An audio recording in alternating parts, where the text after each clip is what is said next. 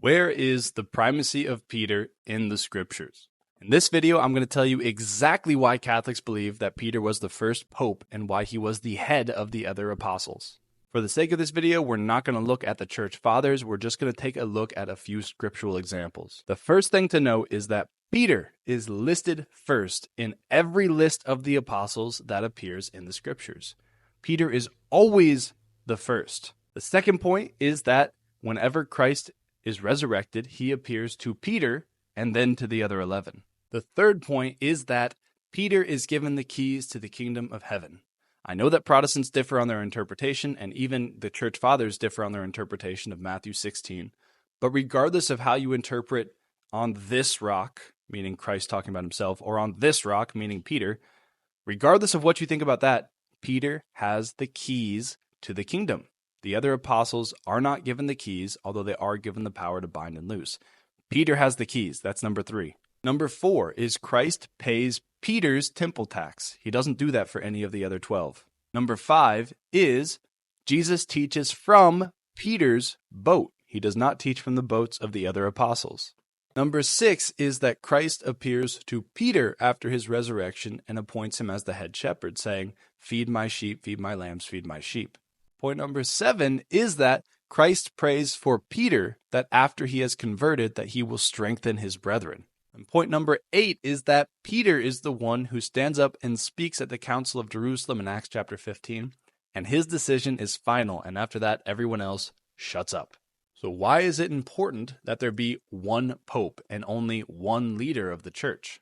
The reason is because Jesus prays that his followers may all be one as he and the Father are one. So Jesus wants the maximum possible amount of unity for his followers. Aristotle and St. Thomas note that the principle of unity is one. So if you want to have the maximum amount of unity, you need to have one leader.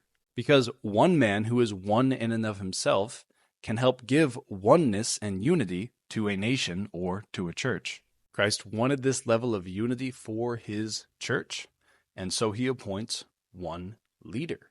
And we see that this was understood even by the apostles, because in about the year 70 AD, Clement of Rome, who's the third bishop of Rome after Peter, writes a letter to those in Corinth. 70 AD, St. John is still alive, certainly.